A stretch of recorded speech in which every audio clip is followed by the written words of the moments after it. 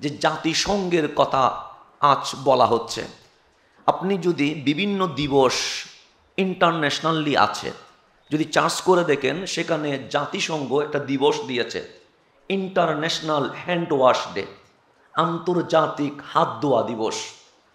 এই হাত ধুতো করার যেই ফজিলত বলতে পারেন, কার্যকর ভূমিকা বলতে পারেন, করোনা ভাইরাস যখন এসেছে কিভাবে হাত ধুইতে হয়, কত সেকেন্ড ধুইতে হয়, এটার উপর যে প্র্যাকটিস আমাদেরকে করানো হয়েছে, আজ থেকে 1500 বছর আগে কামলিওয়ালা রসুল আমাদেরকে শিখিয়ে দিয়েছে অজু করতে হাত ধুতে হয়, বাথরুম থেকে বের হলে হাত ধুইতে হয়, খাইতে গেলে হাত ধুইতে হয়, খাওয়া শেষ করলে হাত ধুইতে হয়।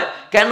হাত থেকে ভাইরাস যে ছড়ানো হয় জাতিসংঘ বুঝেছে আজকে, আর বিধান দিয়েছে রহমতুল্লিল আলামিন 1500 বছর আগে।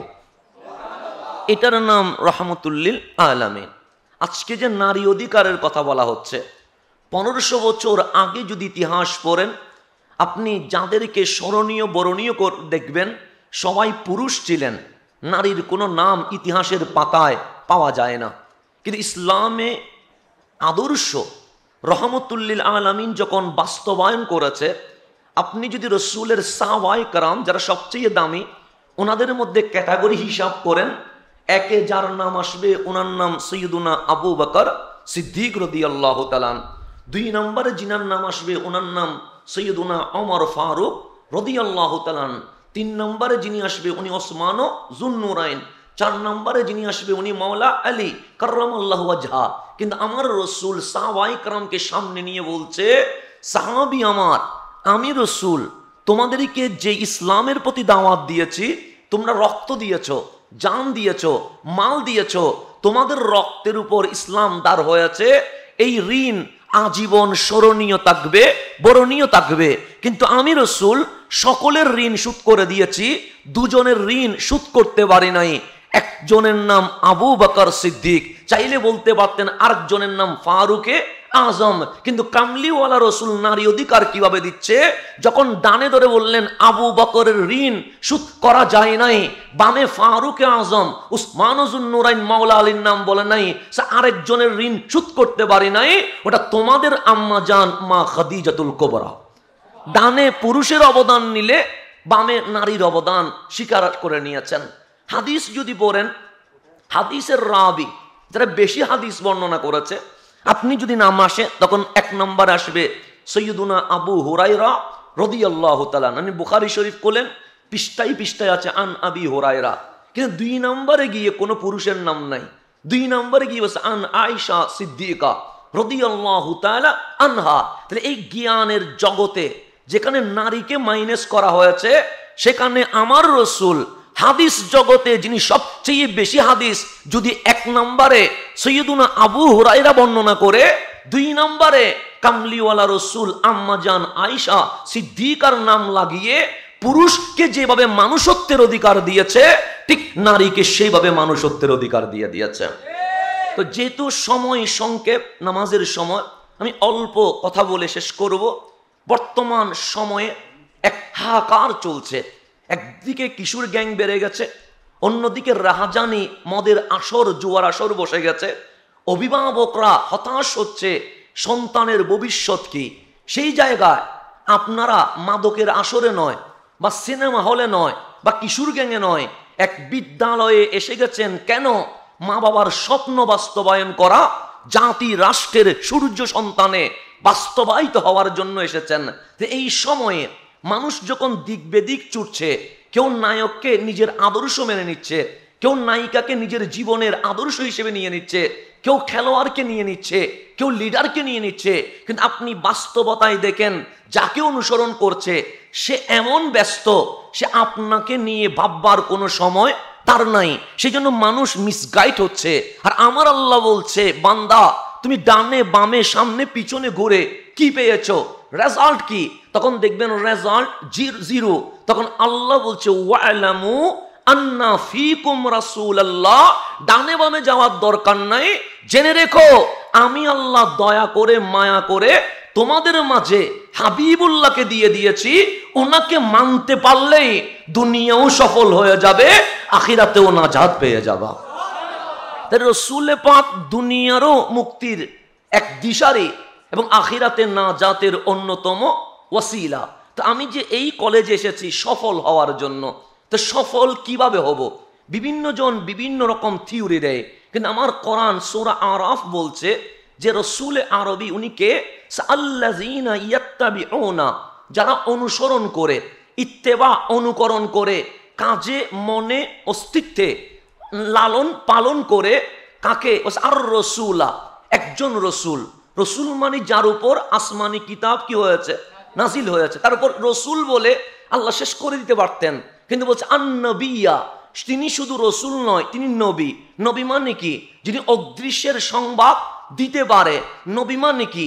যিনি ভবিষ্যৎ, অতীত, বর্তমানের নিউজ দিতে পারে।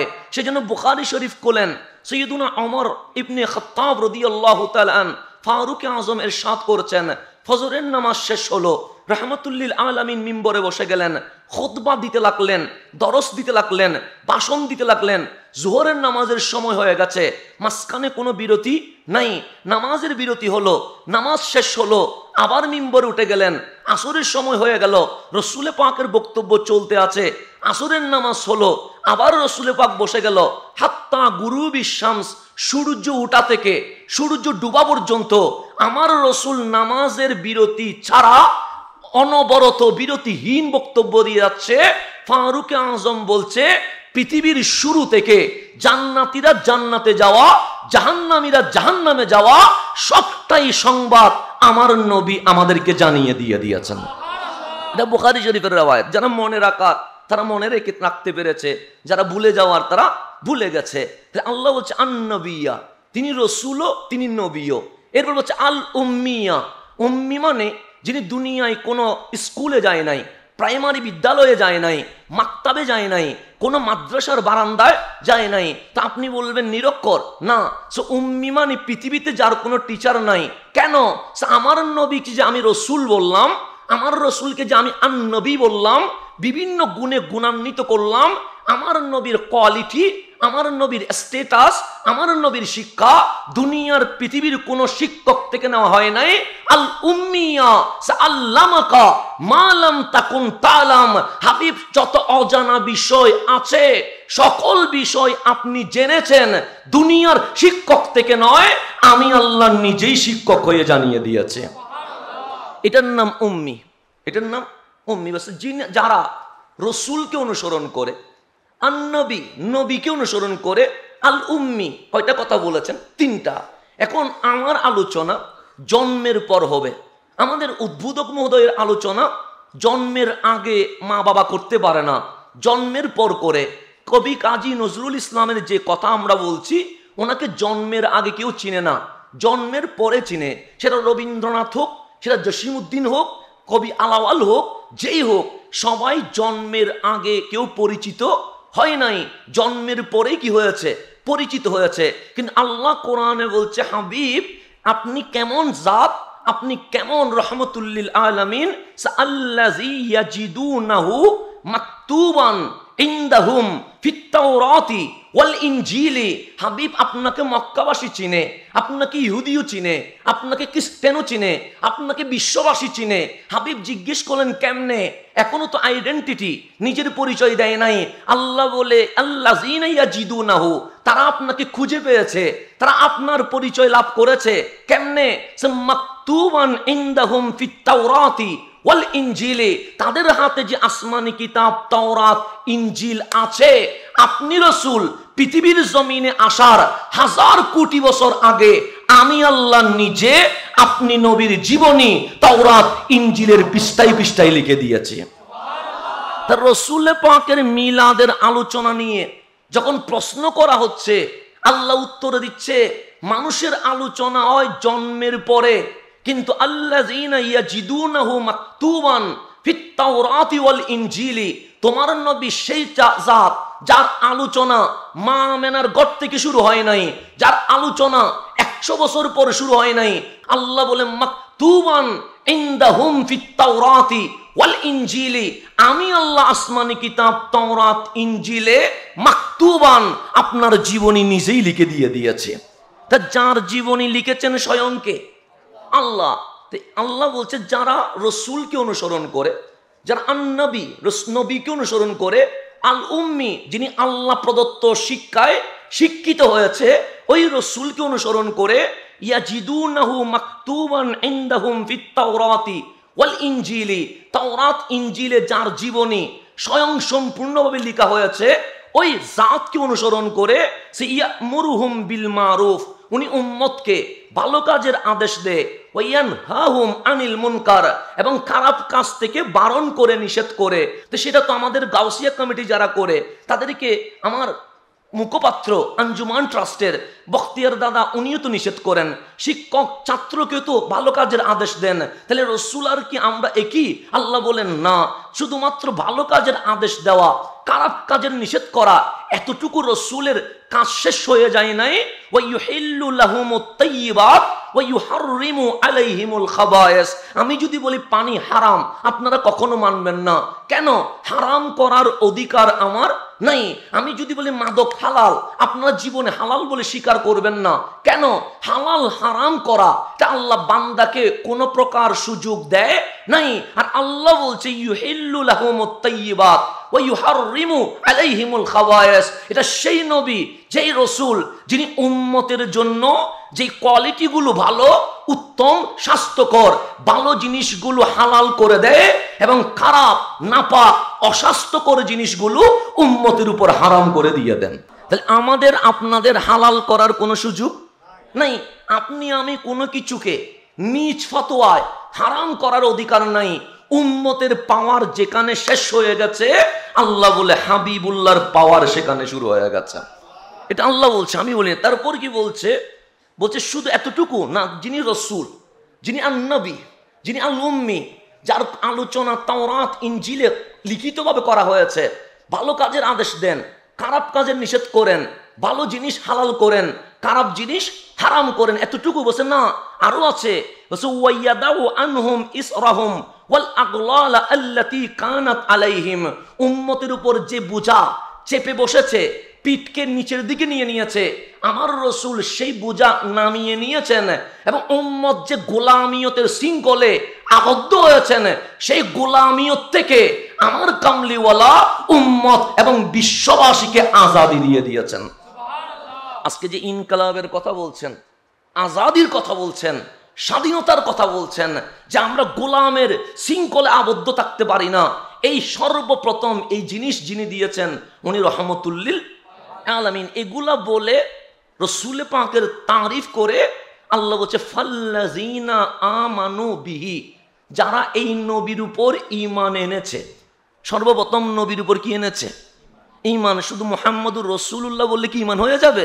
না, তার উপর বলছে ওয়াআজ্জারুহু, এবং এই রসুলকে মাখলুকাত জগতে সবচেয়ে বেশি সম্মান তাজিম করেছে। তাহলে ঈমানও আনতে হবে, তাজিমও করতে হবে। এখন আপনি যদি বলেন রসুলকে ভালোবাসি ভিতরে, কিন্তু কাজে কোনো বাস্তবায়ন নাই, এটার নাম নেফাকত, এটার নাম মুনাফিকি হয়ে যায়।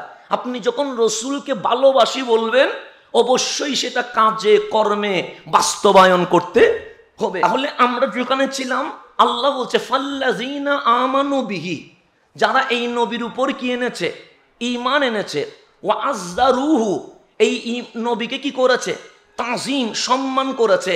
তো সম্মানটা কিরকম? আমি যদি বলি আমি এভাবে সম্মান করি, এটার নাম দলিল হবে না।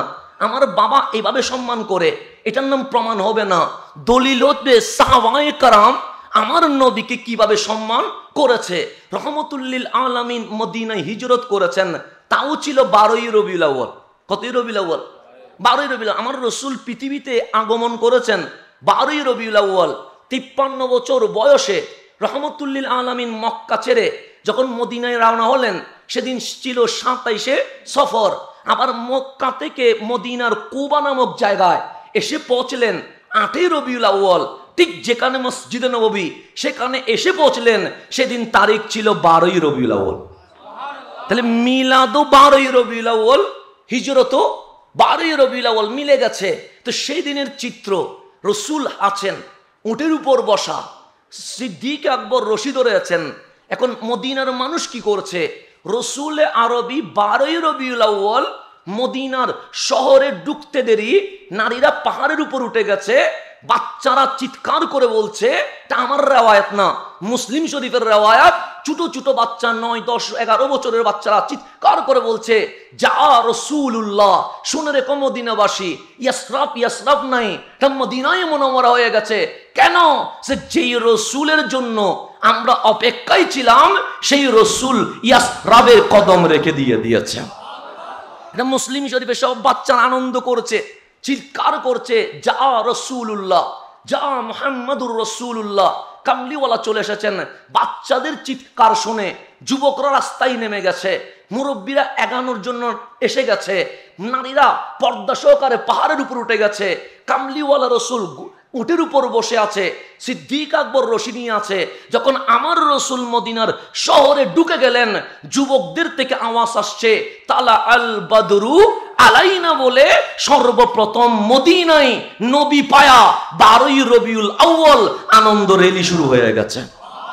ওই যে আমার মোসাহেবউদ্দিন বখতিয়ার দাদা যে বলেছেন যে 12ই রবিউল আউয়ালের ইতিহাস, এটা 100 বছর আগের ইতিহাস নয়, এই ঐতিহ্য 1400 বছর ধরে চলমান আসছে। এই চলমানের নাম হচ্ছে আজ্জারুহু। ইজ্জত কি করতে হবে? রসুলে পাক মদিনা বানায়া ফেললেন, মসজিদে নববী সাজায়া দিলেন, মিম্বরে বসে গেলেন। হাসান বিন সাবিত রাদিয়াল্লাহু তাআলা আন, কত দামি, ওনার জন্য আমার রসুল আলাদা মিম্বর তুলে দিলেন। উনি মিম্বরে দাঁড়িয়ে আছে, আমার কামলিওয়ালা মিম্বরে বসে আছে, আর সাহাবায়ে কেরাম বসা। হাসান বিন সাবিত কামলিওয়ালা রসুলের চেহারায় আনোয়ারের দিকে তাকায় আছে। আমার রসুল ডাক দিলেন, হাসান, আজকে তুমি হামদে বারি তাআলা গাইবা না, আজকে তুমি নাতে রসুল গাইবা না, আজকে তুমি সানা খানি করবা না। হাসান বলে, করতে তো মন চায়, কিন্তু ওই চেহারার দিকে যখন তাকিয়ে আছি, ইয়া রাসূলুল্লাহ, এমন কিছু বলতে চায়, অনুমতির প্রয়োজন। আমার রসুল বলেন, অনুমতি দিয়ে দিলাম। হাসান বিন সাবিত নবীর চেহারায় আনোয়ারের দিকে তাকায়া বলছেন, ও আজমালু মিনকা লাম তারাহু কাত্তু আইনিন। আমি হাসান সূর্যের কিরণ দেখেছি, চাঁদের মিটিমিটি হাসি দেখেছি, তারকারাজির ঝিকিমিকি দেখেছি, ওই বিশাল আসমানের ছায়া আমাকে মুগ্ধ করেছে। আমি সমুদ্রের ঢেউ দেখেছি, আমি সবুজ শ্যামল জঙ্গলে পাখির কিচিমিচি আওয়াজ শুনেছি। এত সৌন্দর্য দেখার পর যখন আপনার দিকে তাকিয়েছি, আমার চোখ বলছে, ও আজ মালুমিনকা লাম তারাহু কাত্তু আইনিন। হাসানের এই চোখ আপনি নবীর চেয়ে সুন্দর আর কিছু কখনো দেখে নাই। তার উপরে বলছে, ও আতিয়াবু মিনকা লাম তালিদুন নিসা। যে মিলাদের কথা আসছে, বলছে পৃথিবীর জমিনে সকল মা সন্তান জন্ম দেয়, কারো সন্তান রাষ্ট্রপতি হয়ে যায়, কারো সন্তান প্রধানমন্ত্রী হয়ে যায়, কারো সন্তান চ্যান্সেলর হয়ে যায়, কারো সন্তান মন্ত্রী হয়ে যায়, কারো সন্তান অধ্যক্ষ উপাধ্যক্ষ হয়ে যায়। কিন্তু আমি হাসান বলতে বাধ্য হচ্ছি, ও আতিয়াবু মিনকা লাম তালিদুন নিসা। মা আমেনার চেয়ে এমন কোন মা জমিনে নাই, মা আমেনার কোন মেসাল উপমা পৃথিবীতে নাই। কেন? সে মা আমেনার মতো পুত পবিত্র আওলাদ এই জমিনে আর কেউ দিতে পারে নাই। এরপর বলছে, খুলিকতা মুবাররাআম মিন কুল্লি আইবিন। আমরা আজ ঝগড়া করছি রসুলের কোন কোন দোষ পাওয়া যায়, বর্তমানে আমরা ঝগড়া করছি। কিন্তু হাসান বিন সাবিত নবীর সাহাবী, নবীকে সামনে রেখে বলছে, খুলিকতা মুবাররাআম মিন কুল্লি আইবিন। কেমনে বলি রসুলের দোষ আছে, ত্রুটি আছে, ভুল আছে, বলতে পারি না। কেন? যখন আল্লাহ আপনাকে বানাচ্ছিলেন তখন দোষ মুক্ত করে পুত পবিত্র করে বানিয়ে দিয়েছেন। এরপরের শব্দটা হচ্ছে সাহাবী দলিল, আমি দলিল না। সাহাবী বলছে, কাআন্নাকা খুলিকতা কামা তাশা। ইয়া রাসূলুল্লাহ, আমাকে একটু বলতে দেন। কাআন্নাকা খুলিকতা কামা তাশা। আল্লাহ যখন আপনাকে বানাচ্ছিলেন, আপনি রসুল যেভাবে চেয়েছেন আল্লাহ আপনাকে সেইভাবে বানিয়ে দিয়েছেন। এখানে একটু সেন্সিটিভ কথা আছে। আপনি আপনার ইচ্ছায় হন নাই, আমি আমার ইচ্ছায় হয় নাই। কেন? আল্লাহ নিজে কোরআনে বলছে, হুয়াল্লাযী ইউসাফিরুকুম ফিল আরহামি কাইফা ইয়াশা। তুমি যে মায়ের পেটে এসেছিলা, আমি যে তোমাকে 10 মাস 10 দিন রেখেছি, সূর্যের মতো কুন ফায়াকুন দিয়ে বানাই নাই, আসমান জমিনের মতো কুন ফায়াকুন দিয়ে বানাই নাই, সময় নিয়েছি। মালিক কেন? হুয়াল্লাযী ইউসাফিরুকুম ফিল আরহামি কাইফা ইয়াশা। তোমাকে আমি আল্লাহ মায়ের পেটে এনে 10 মাস 10 দিন রেখে আমি আল্লাহ যেইভাবে চেয়েছি তোমাকে সেইভাবে সাজিয়ে দিয়েছে। আল্লাহর ঘোষণা, ইউসাফিরুকুম, তোমাদেরকে অবয়ব দিয়েছি, আকার দিয়েছি, আকৃতি দিয়েছি যেইভাবে আমি আল্লাহ চেয়েছি। তাহলে আপনি আপনার ইচ্ছাই হন নাই, আমি আমার ইচ্ছাই হয় নাই। যিনি আল্লাহ আমাকে বানিয়েছেন তিনি যেভাবে ইচ্ছে করেছেন সেইভাবে হয়েছে, এটা কোরআন বলছে। আর হাসান বিন সাবিত বলছে কান্নাকা খুলিকতা কামা তাশা, আপনাকে যখন বানাচ্ছিলেন আপনি রসুল যেভাবে চেয়েছেন, আপনি বলেছেন আল্লাহর চোখ এভাবে হবে, আল্লাহর চোখ মুবারক এভাবে সাজিয়েছেন। আপনি বলেছেন কপাল এরকম হবে, আল্লাহ আপনাকে সেভাবে সাজিয়েছেন। আপনি যেভাবে চেয়েছেন সেইভাবে সাজানো হয়েছে। হাসান বিন সাবিত কোরআন পড়েন নাই, সে পড়েছি তো। কোরআন তো বলেছে আল্লাহ বান্দারে আল্লাহ যেভাবে চাইছে সেইভাবে সাজিয়েছে। আর আপনি রসুলকে বলতেছেন আপনি রসুল যেভাবে চেয়েছেন আল্লাহ আপনাকে সেভাবে সাজিয়েছে। কোরআন আর আপনার কথা বিপরীত হয় নাই, সে না বিপরীত হয় নাই। কেন? আদম ও সফিউল্লাহ থেকে কিয়ামত পর্যন্ত সকল নরনারীকে আল্লাহ যেভাবে চেয়েছে সেইভাবে সাজানো হয়েছে। কিন্তু আমার নবী কারো মতো নয়। ওয়ামা আরসালনাকা ইল্লা রাহমাতাল লিল আলামিন, উনি স্পেশাল বলে উনি নবী যেভাবে চেয়েছে আল্লাহ সেভাবে সাজিয়ে দিয়েছেন। সেই জন্য নবীজির সিরাত যখন পড়বেন সাহাবায়ে কেরাম সাক্ষী দিচ্ছেন রসুল লম্বাও নয় বাটিও নয়। এখন বাটি নয় লম্বা নয়, তার মানে মাঝখানে হবে, এটাই তো হবে। তা সৈয়দুনা আলী কাররামাল্লাহু ওয়াজহাকে জিজ্ঞেস করেন, সৈয়দুনা আবু হুরায়রাকে জিজ্ঞেস করেন, সৈয়দুনা সিদ্দিক আকবর, ফারুক আজম, ওসমান যুন্নুরাইন, সাহাবী রাসূল, আনসার, মুহাজির রাদিয়াল্লাহু তাআলা আনহুম, ওনাদেরকে জিজ্ঞেস করেন। ওনারা বলবেন লম্বাও নয়, লা তাবিল ওয়ালা কাসির, বাটিও নয়। তাহলে আমি আপনি একটা কল্পনা করে বললাম যিনি লম্বা হয় না বাটি হয় না উনি কি হয়? মাঝারি হয়। বেশি লম্বা হলেও ভালো দেখায় না, বেশি বাটি হলেও আবার ভালো দেখায় না, তাহলে মাঝারি হবে। সাহাবায়ে কেরাম বলেন না, মাঝারিও বলা যাবে না। কেন? আপনারা তো বললেন লম্বাও নয় বাটিও নয়, সে দেখলে লম্বাও মনে হয় না বাটিও মনে হয় না, আবার মাঝারি কমেন্টস করতে পারছি না। কেন? সে বিদায় হজ্জে 1.25 লক্ষ সাহাবী দাঁড়িয়ে আছে, মাথা তুলে দেখি সবার উপরে রসুলরে দেখা যায়। তা আপনি কিভাবে সমন্বয় করবেন? না লম্বা কমেন্টস করবেন, না বাটি কমেন্টস করবেন, না মাঝারি কমেন্টস করবেন? কমেন্টস করার কোনো সুযোগ নাই। হাসান সেই জন্য বলছে যে কান্নাকা খুলিকতা কামা তাশা, হাবিব আপনি যেভাবে চেয়েছেন আপনাকে সেইভাবে বানানো হয়েছে। এরকম যদি আমি একটার উপর একটা পয়েন্ট বলে যায় আপনি হতবাক হয়ে যাবেন। তাজিমে রসুল শুনলে বুখারী শরীফ খুলেন, নামাজের সময় হয়ে যাচ্ছে, আমরা নামাজ পড়তে যাব কোন দিকে? খানায়ে কাবার দিকে, কারণ নামাজ হয় ক্যাবলার দিকে। সাহাবায়ে কেরামও নামাজ পড়ছে। হাদিস বুখারী, আমার রসুল কাজে গিয়েছিলেন, কাজটা ছিল কি? আমর বিন অফ গোত্রে মারামারি বেজে গেছে, সমাধানের জন্য চলে গেছে। লিউসলিহা বাইনাহুম, বুখারী বলছে তো ঝগড়া মিটাইতে যাওয়ার কারণে সাহাবী রসুল সাহাল বিন সাআদ আস-সাঈদী রাদিয়াল্লাহু তাআলা বলছেন ফাহানাতিস সালাহ, নামাজের সময় হয়ে গেছে, বেলাল আজান দিয়ে দিয়েছে, সাহাবায়ে কেরাম সুন্নত আদায় করে ফেলেছে, কিন্তু রসুল আসার কোনো চিহ্ন নাই। সূর্য ডলে যাচ্ছে, লাল আকার ধারণ করছে। সাইয়্যিদুনা বেলাল বলছেন নবী এখনো আসে নাই। তো রসুল যেহেতু আসছে না, নামাজের সময় তো আর থেমে থাকবে না, কাজা হয়ে যাবে।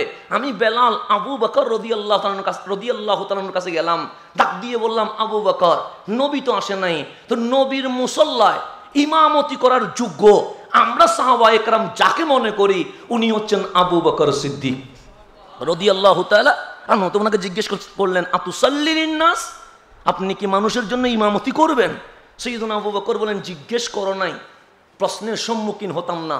জিজ্ঞেস করার কারণে রসুল যদি এসে দেখে নামাজ কাজা হয়ে গেছে, আপনারা বলবেন আবু বকরকে বলছিলাম নামাজ পড়াই নাই, কাজা করে দিয়েছে, দোষ তো আমার হবে। সে নাম নামাজ পড়াবো, একামত দাও। সাইয়্যিদুনা বেলাল একামত দিলেন, সাইয়্যিদুনা সিদ্দিক আকবর ইমামতিতে দাঁড়ায়া গেলেন, নামাজ শুরু হয়ে গেছে।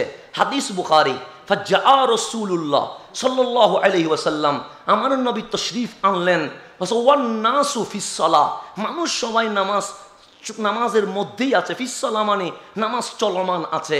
বুখারীর শরাতে আছে 2 রাকাত নামাজ যখন শেষ তখন রসুল আসলেন। তো নামাজ যখন চলে তখন যিনি আসুক, যত উপরে হোক, যদি আমাদের অধ্যক্ষ মহোদয় আছেন, উপাধ্যক্ষ মহোদয় আসেন, তাহলে উনি দাঁড়াবেন কোথায়? নামাজের পিছনের কাতারে। এখন নামাজ নয়, সেজন্য ওনাকে আমরা মঞ্চে নিয়ে আসতে পেরেছি, কিন্তু নামাজ শুরু হইলে ওনাকে প্রথম কাতারে আনার কোনো সুযোগ আছে নাই। কেন? আল্লাহর তাজিম যেখানে চলে সেখানে বান্দার তাজিম কখনো চলতে পারে না। তো রসুলে পাক এসে পিছনে দাঁড়ালেন, নিয়ত বাঁধলেন। ডানের সাহাবি দেখলেন রহমতুল্লিল আলামিন, বামের সাহাবি দেখলেন রহমতুল্লিল আলামিন। তো আমি যদি দেখি আমার আব্বা, আমি কি নিয়ত ভেঙে ফেলবো? কখনোই না।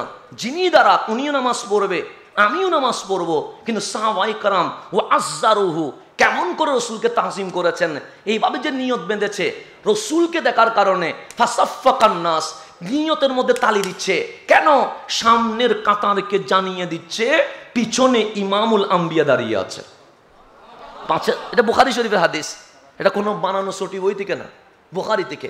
ফাসাফফাকান নাস, তালি দিচ্ছে যাতে করে রসুলকে কি করে দেয়, সাইড দিয়ে দেয়, সামনে চলে যেতে পারে। কাতার ভেঙে দেওয়া হলো। রসুলে পাক আস্তে আস্তে হাত্তা ওয়াকাফা ফিস-সাফ, প্রথম কাতারে চলে এসেছে।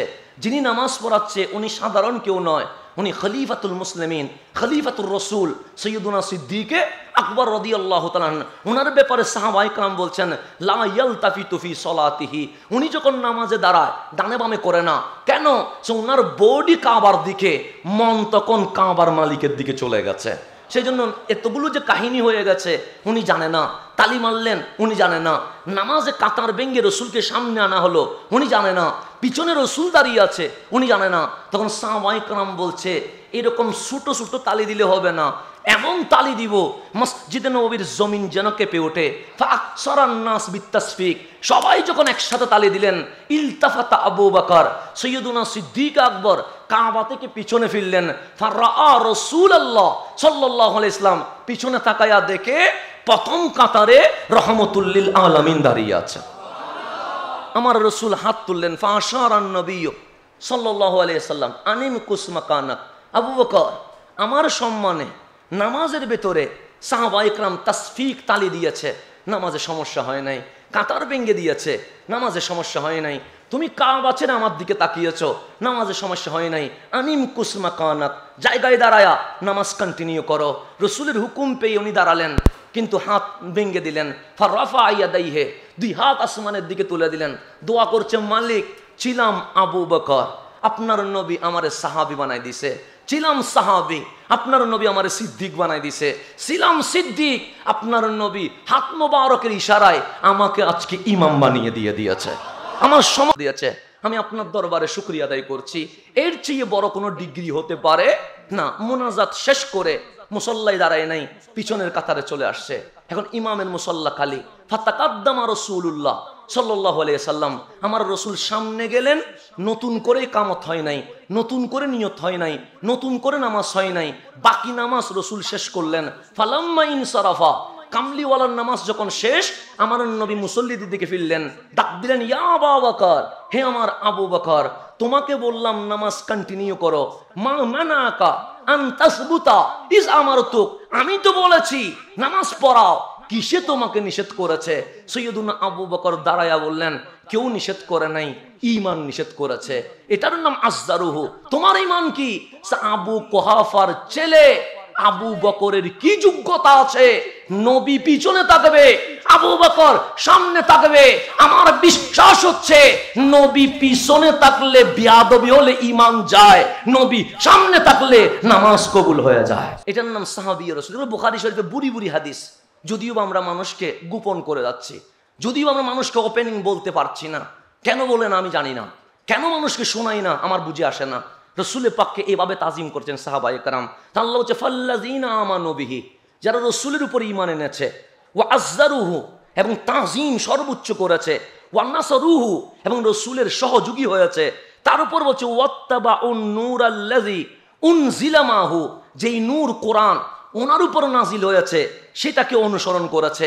এক নাম্বার নবীর উপর ঈমান আনা, দুই নাম্বার নবীকে ইজ্জত করা, তিন নাম্বার নবীর কর্মে সহযোগিতা করা, চার নাম্বার কোরআন অনুসরণ করা। তাহলে আগে রসুলের ঈমান, তারপর রসুলের ইজ্জত, তারপর রসুলের সহযোগী, এরপর কোরআনকে অনুসরণ করা।